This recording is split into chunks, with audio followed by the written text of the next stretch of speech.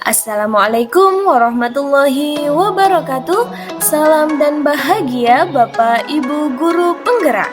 Jumpa lagi pada ruang kolaborasi modul 3.1 yaitu pengambilan keputusan berbasis nilai-nilai kebajikan sebagai pemimpin.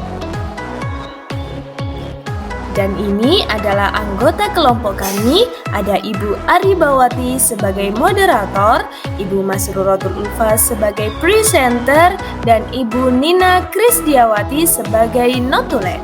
Kami bertiga juga berperan menjadi penangkap. Kami dari calon guru penggerak Angkatan 7 Kabupaten Malang, kelas 162.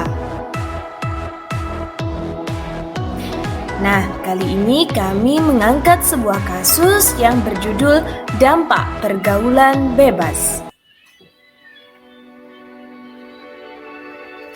Di sini ada seorang siswi bernama Rima. Rima adalah murid kelas 12. Selama menjadi siswa, Rima dikenal sebagai murid yang pendiam dan sopan kepada guru. Dia juga merupakan murid yang tekun, berprestasi di bidang akademik dan non-akademik. Dia juga tidak pernah melakukan pelanggaran sebelumnya. Diketahui Rima adalah anak piatu dan dia tinggal di rumah bersama ayahnya. Ayah Rima bekerja di luar kota dan pulang 1 minggu sekali. Nah, beberapa hari ini Rima sering mengeluh pusing dan mual ketika jam pelajaran, sehingga Bapak Ibu guru pengajar mengantarkan Rima ke UKS untuk mendapatkan perawatan. Dan pada hari kelima, Rima pingsan di kelas. Semua temannya panik dan melaporkan kepada wali kelasnya yaitu Bu Lulu. Kemudian Rima dibawa ke UKS. Karena kondisinya sangat lemah, akhirnya Rima dibawa ke puskesmas. Setelah mendapat pemeriksaan dan perawatan dari dokter, Bu Dokter memanggil Bu Lulu ke ruang khusus. Bu Dokter menyampaikan bahwa Rima sekarang dalam keadaan hamil 3 bulan. Seketika itu Bu Lulu kaget dan langsung menangis. Bu Lulu menyampaikan berita ini ke guru BK dan selanjutnya guru BK menyampaikan ke kepala sekolah yaitu Pak Tarno. Pak Tarno memanggil wali murid dari Rima kemudian menyampaikan bahwa Rima telah melanggar peraturan sekolah. Ayah Rima memohon kepada Pak Tarno untuk tetap mengizinkan Rima menyelesaikan proses pembelajaran sampai lulus dengan pertimbangan kelulusan tinggal 3 bulan lagi.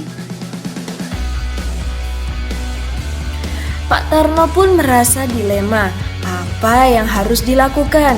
Menurut peraturan, Rima tidak bisa melanjutkan sekolah karena dia melanggar peraturan sekolah yang mana sanksinya adalah harus dikeluarkan dari sekolah.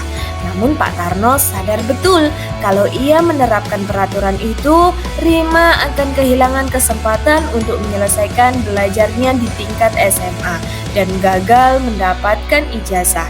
Sedangkan tinggal 3 bulan lagi Rima sudah lulus. Namun bila Pak Tarno memperbolehkan, bagaimana dengan citra sekolah di mata siswa lain dan juga masyarakat?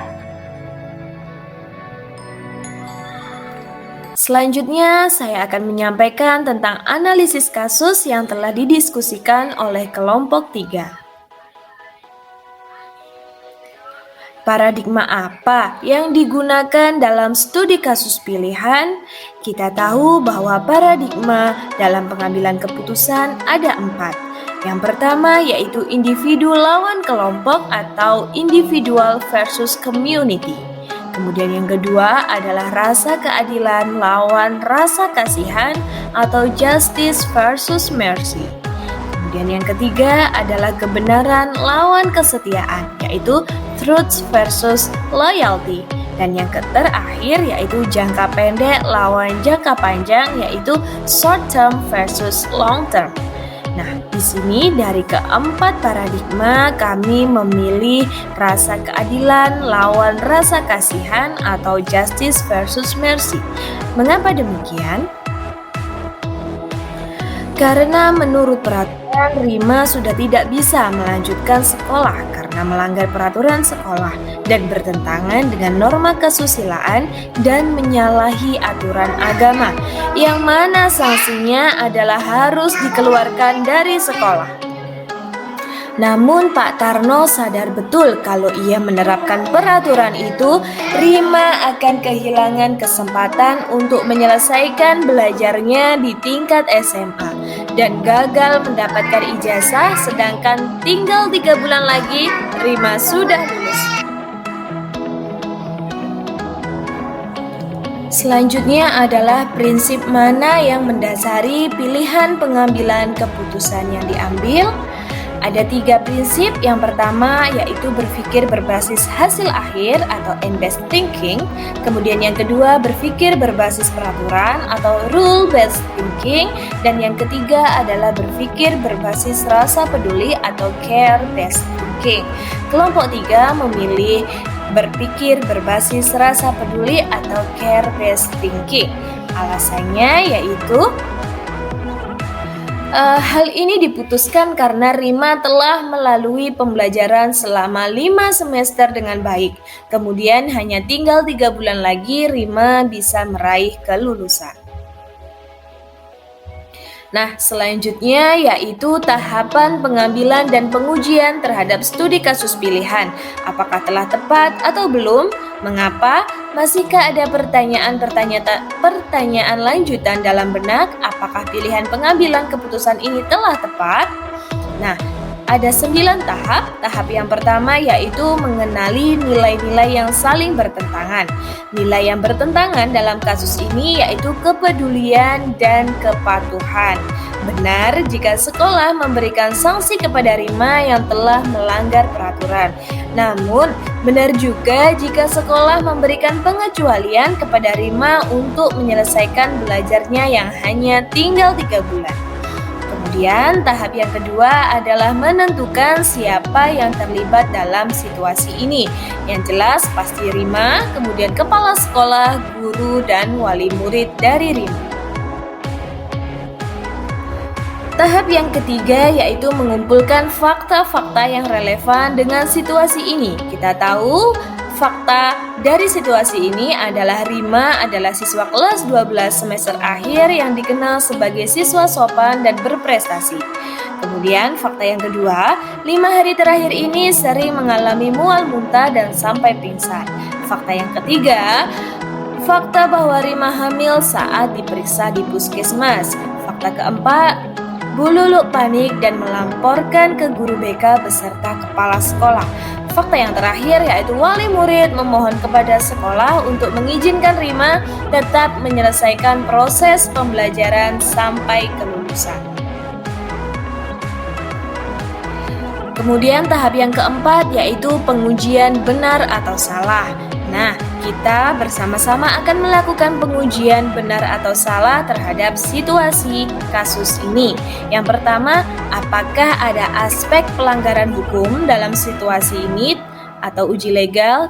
Nah, di sini diketahui bahwasanya tidak ada aspek pelanggaran hukum. Kemudian yang kedua, apakah ada pelanggaran peraturan atau kode etik profesi dalam kasus tersebut atau uji regulasi? Iya, ada pelanggaran peraturan sekolah. Kemudian yang ketiga, berdasarkan perasaan dan intuisi Anda, apakah ada yang salah dalam situasi ini atau uji intuisi? Berdasarkan perasaan dan intuisi saya, tindakan ini membuat Bapak Kepala Sekolah kecewa dengan apa yang dilakukan oleh Rima. Karena selama ini Rima dikenal sebagai siswa berprestasi dan sopan di sekolah. Semestinya Rima memberikan teladan yang baik untuk teman-temannya. Kemudian, apa yang Anda rasakan bila keputusan Anda dipublikasikan di halaman depan koran? Apakah Anda merasa nyaman? Uji publikasi, saya akan merasa nyaman saja jika kasus ini dipublikasikan dengan settingan nama, tempat, dan waktu yang berbeda tetapi dengan cerita yang sama. Kemudian, kira-kira apa keputusan yang akan diambil oleh panutan atau idola Anda dalam situasi ini atau uji panutan atau idola?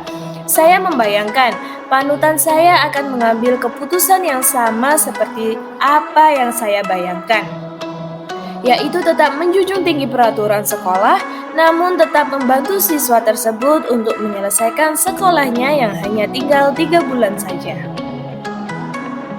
Kemudian tahap yang kelima adalah pengujian paradigma benar lawan benar.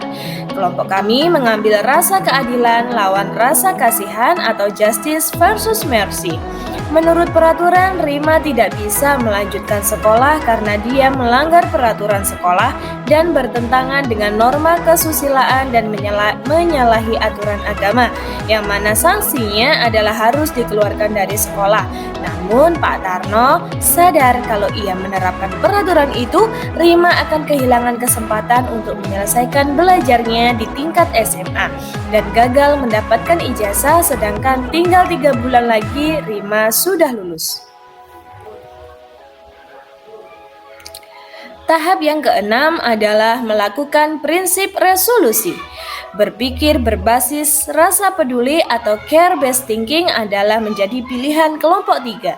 Hal ini diputuskan karena Rima telah melalui pembelajaran selama 5 semester dengan baik. Kemudian hanya tinggal 3 bulan lagi Rima bisa meraih kelulusan. Kemudian tahap yang ketujuh adalah investigasi opsi trilema. Kepala sekolah mengadakan musyawarah bersama para pendidik di sekolah untuk menemukan jalan keluar terbaik. Opsi yang pertama yaitu mengeluarkan Rima dari sekolah. Kemudian opsi kedua mempertahankan Rima untuk tetap sekolah. Kemudian opsi trilema yang ditemukan yaitu memberikan SP3 kepada Rima atau dikeluarkan dari sekolah secara internal, namun Rima secara kedinasan tetap terdata sebagai siswa aktif di Dapodik sehingga Rima tetap dapat mengikuti ujian kelulusan. Langkah yang ke-8 adalah buat keputusan. Kepala sekolah memutuskan untuk memberikan SP3 kepada Rima atau dikeluarkan dari sekolah secara internal, namun Rima secara kedinasan tetap terdata sebagai siswa aktif di Dapodik sehingga Rima tetap dapat mengikuti ujian kelulusan dari rumah dengan mendapat pengawasan dari wali kelas, dengan catatan pihak keluarga Rima menjaga rahasia tersebut. Kemudian tahap yang terakhir yaitu tahap ke-9, lihat lagi keputusan dan refleksikan. Jika pendidik dan wali murid dapat menjaga kerahasiaan, maka kedua belah pihak tidak ada yang dirugikan. Pihak sekolah akan tetap terjaga nama baiknya dan Rima juga mendapatkan kesempatan untuk dapat menyelesaikan belajarnya sampai lulus. Kemudian hal-hal apa yang menarik atau tak terduga yang ditemui dalam menganalisis studi kasus ini? Dalam menangani studi kasus terdapat alternatif solusi, yaitu dengan tetap mematuhi peraturan sekolah, yaitu memberikan sanksi kepada Rima dikeluarkan dari sekolah, namun tetap membantunya mengikuti ujian kelulusan. Nah, selanjutnya adalah daftar checklist. Studi kasus pilihan mengandung unsur dilema etika, tentu masih ada. Kemudian memuat salah satu paradigma dari 4 paradigma dilema etika, ada. Memuat salah satu prinsip dari 3 prinsip dilema etika, ada. Dan memuat 9 langkah pengujian untuk menguji ketepatan pengambilan keputusan, ada. Kemudian yang kelima, memuat hal-hal menarik atau tak terduga yang ditemui dalam menganalisis studi kasus pilihan, ada. Hasil penugasan masing-masing anggota telah diserahkan sebelum tenggat waktu, ada. Setiap anggota telah menyepakati paradigma, prinsip, dan hasil pengujian yang telah disepakati bersama dan siap mempresentasikan ke forum, ada. Dan hasil pengeditan terakhir telah dilakukan masing-masing anggota. Nah, itulah tadi presentasi dari kelompok 3. Thanks for your attention. Wassalamualaikum warahmatullahi wabarakatuh. Can anybody out there hear me? Hear me?